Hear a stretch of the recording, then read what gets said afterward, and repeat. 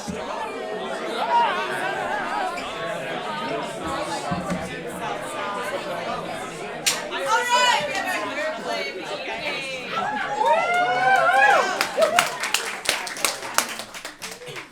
is Kayla Menz, and I have the lovely privilege of directing The Trick of Threes by Annika Andersson, starring Katherine Mammano. And without any further ado, we're going to go ahead and get started.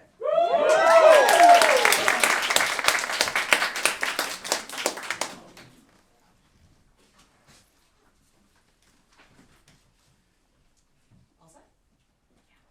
All right. Context. A 61-year-old woman shares her experience in a rural American Christian cult and the events leading up to it. Before the play starts, Katherine gets audience members to write questions down on slips of paper for the crazy cult lady and put them in a cardboard box. She pulls from the box and has audience members read their questions out loud throughout the play. Katherine also gets audience members to join her on stage. Slides. This play utilizes a projector, but today we're just going to use cue cards. Music is woven into Katherine's story. When a section with music appears in the script, the stage directions will simply read something like, music, earth-shattering rap. Lights up. Cardboard boxes of seemingly random objects tumble onto the stage. Katherine tries to pick them up, but notices one of the boxes is shaking on its own. She goes to pick it up. A hand wearing a dark cloak emerges from the box and tries to grab her. Oh! Sorry, not everything has to have meaning. We're not sure. This will be fun. I was telling you about my Aunt Lisa. She died from choking. Oops! I was around to do the Highland on her when it happened, so she just died. My parents didn't cry at the funeral. I was drowning in apathy. So when I met the church people, I was so relieved to see that they were actually displaying emotions. I didn't wonder if they were real. They handed out funeral programs with smiles on their faces. They brought food and held each other when someone burst into tears next to the Caesar salad. They shouted praise songs and wailed hymnals. Music, an energetic choir. They gave me advice that was depressing, yet full of hope. Like you. What is something you might tell a child who just lost their favorite person? Their favorite person? In the whole wide world. Say, it's okay, they're in heaven now, and there's so many people who love you. Thank you. These people found a way to share both their sorrow and their joy. If I died, I knew it wouldn't be like this. There would be no songs about Amazing Grace or people who tried to understand me. There would be a casket, maybe some flowers, but there would be no hope. These people were alive, and that is powerful. That is power. They had conquered both life and death. That's the whole point of Jesus, and I wanted to know how. I wanted to feel that kind of hope again, and I wanted to reclaim whatever divine calling God had in store for me. I've always struggled with feeling like nothing mattered. But I wanted something different. A cloaked figure emerges from a box. Katherine does not notice them. That is why I said yes to the boy when he invited me to church. That is why I trusted Father Michael when he said my baby would grow up in a loving, hopeful place in the community. I thought he was a well-intentioned pastor who wanted to provide a new start to a young couple in an isolated, rural, Christian-centered environment. Personally, I only wanted a good place to raise my family. I didn't want anything else, except maybe how to be honest with how I was feeling.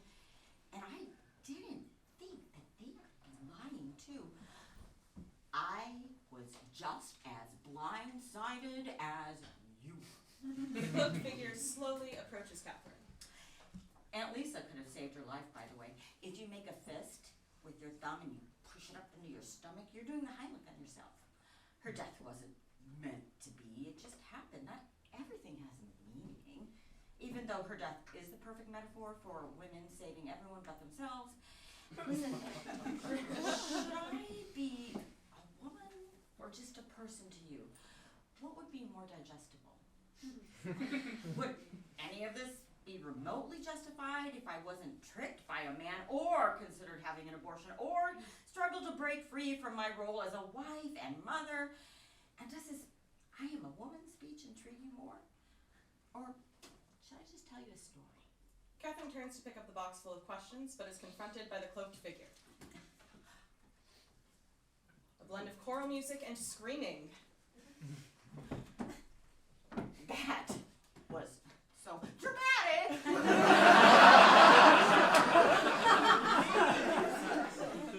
fine. Don't worry about me. Katherine takes a slip of the box with questions.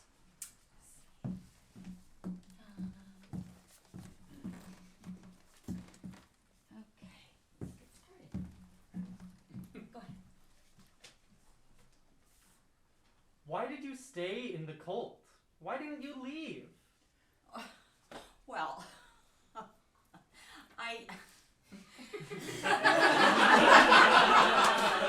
it's an easy question.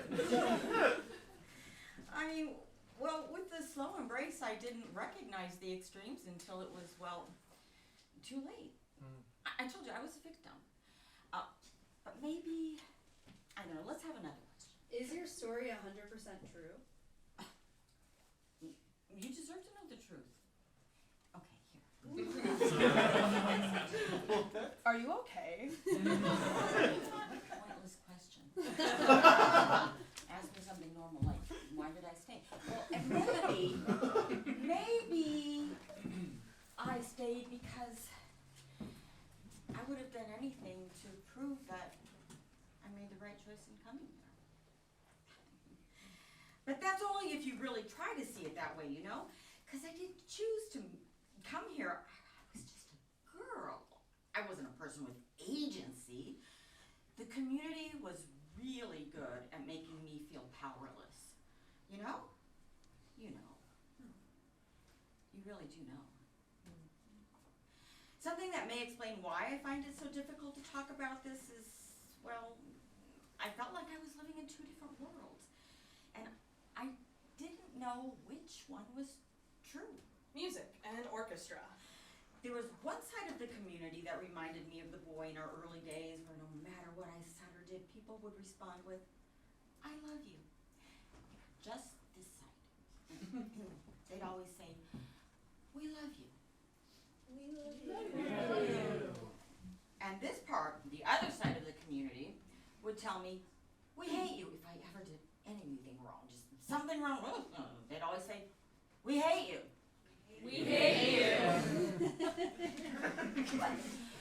That first week when we started to run out of the food that they stocked in the fridge, the men showed up at our door and asked the boy if he would like to start working in the fields with them. And if he ever wanted to make a little extra money, he could do supply runs for the general store. The men gave him purpose, saying, we love you. We love you! But when the boy tried to challenge Father Michael in his sermons and offer a different perspective, the men would cut him off, claiming he couldn't work with them until he was open to working with the Lord. They punished the way he thought, saying, we hate you. We hate you. The women invited me to lunches, Bible studies, craft circles, and bedroom support discussions. I started returning home with blankets and candles and unsolicited sex advice. The women shared their lives with me, saying, we love you. We love you! But when they remembered that the boy and I weren't married yet, the invitations stopped, the discreet comments began, and encouragement to cleanse our souls multiplied. They shamed us for who we were, saying, we hate you. We hate you. And please try to understand, these messages were not coming from literally half the congregation. Instead, everyone was saying both we love you and we hate you at the same time. And so, I'm like, say it together now. We love you! We love you! We love you! We love you!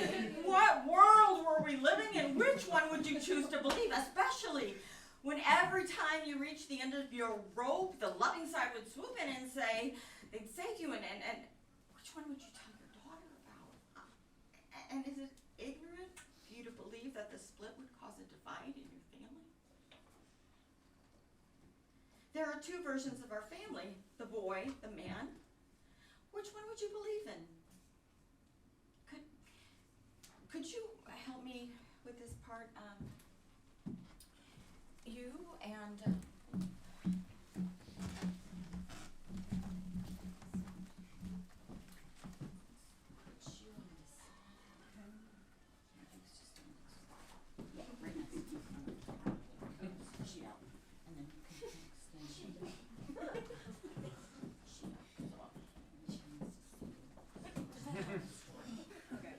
Music, a single violin.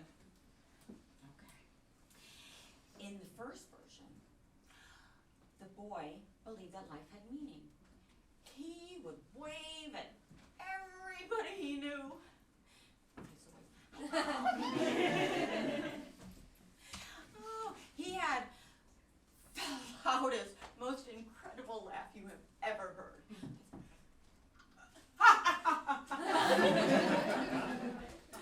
He would look into my eyes and he would say, I love you. I love you. Made me feel like a girl all over again. But there was another version. The man. Music, a clarinet. The man believed that life was meaningless. He would fall deep into himself and cover his eyes whenever I tried talking to him. And, you know, when he thought that he was alone, he would just scream. He never explicitly would say, I don't love you.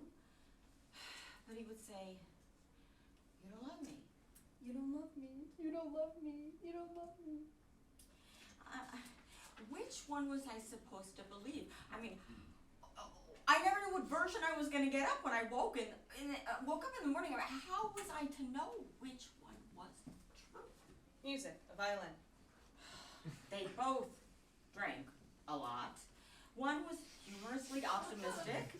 He would tell us how tomorrow was a better day if we just seized our God-given voices. Tell me, what is your hope for tomorrow? That we seize our voices.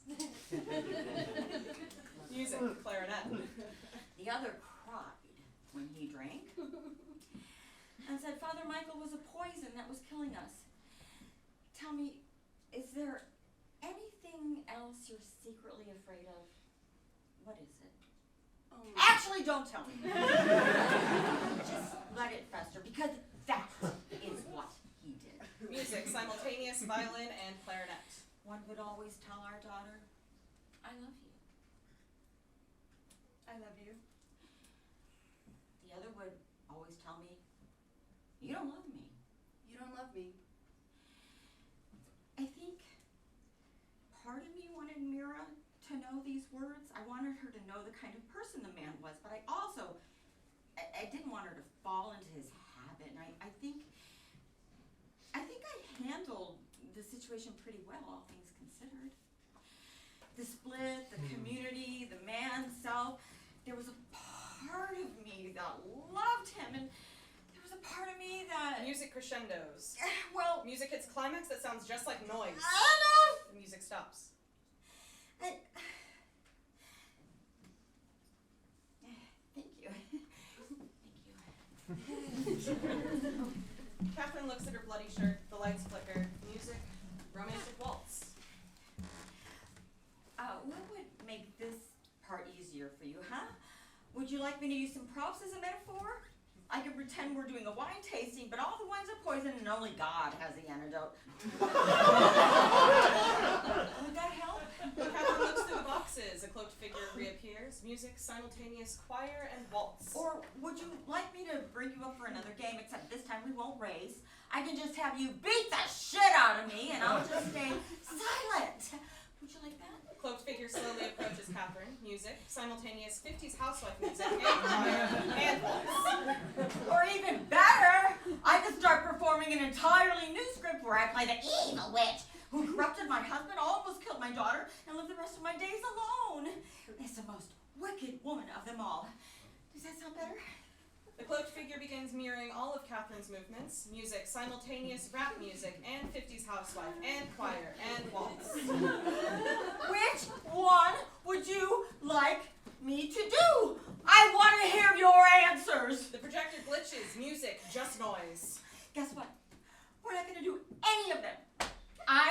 outsider, your sense of choice is a lie. None of this is real. Nothing is real. Music stops. Look, the questions that you thought that you were asking weren't even your questions. Katherine tips the question box for the audience to see. The audience sees the stage magic that's been done to keep the question slips organized and ready for use. I prepared them before you even showed up. I still cannot trust myself to tell the story without ensuring I have full control. Sorry. My apologies if I overcompensate for years of silence. But I am terrified of you. I'm terrified to face you, Mira. I've always said that looking into your eyes is like looking into the eyes of God. And Mira? Hi, Mira. What will you be like when we reunite? What will you look like? Someone old and wise, or someone who looks exactly the same as the day I last saw you? Someone who is smart? Someone who is kind? Or someone who is a lot more than meets the eye? Will you hate me when I tell you the truth? Will you accept me for who I am? Music. The noise creeps back in. I haven't seen you in 27 years, and you deserve to know the truth. But I confess I still want to deny it. I wish I had a better story to tell. Katherine looks down at her bloody shirt. Who am I even protecting anymore? Music. Overwhelming noise. How long can I actually go without saying what I felt? Katherine turns and attacks the cloaked figure. Confess! Purify your soul! Do not be afraid! The lights flicker. The audience briefly sees Katherine wearing the cloak of the figure. I'm sorry. Music. The distant blowing of the wind. I've always felt a split within myself. There's a woman, and there's a person. The woman fell prey to the divine calling of a mother and wife who ensured that she was not fully in control. But there's also a person. That person made conscious choices, and that person always had control. And she chose to ignore her desires because she didn't want to confront her desires. The choice to neglect yourself is still a choice. So, does that make me a woman? Or does that just make me a person? Which one would you rather believe? The projector is the only source of light. It illuminates Katherine. I told my family they would burn in eternal suffering if they didn't obey Father Michael's teachings. He shamed young girls for their bodies and thoughts and for insignificant things like kissing a boy. I only traveled outside the cult to attend boycotts, which honestly I felt like a treat because I thought we were showing our strength to the world as God's chosen people. I yelled, I prayed, I cried, I hurt the people I love the most in this world, and I don't even know why. Why? Did any of it matter? What was it all for? I baked really good ziti. You had an education, free healthcare, a support system, faith. You watched movies with your father. You didn't speak to your mother. There's a reason we stayed. How was I supposed to know it was all a lie? Father Michael took advantage of all of us, and I don't understand this feeling, this reality that comes from doing everything I thought was right, and then I wake up alone. The projector glitches. I made choices that destroyed our family. I'm the one one who kept getting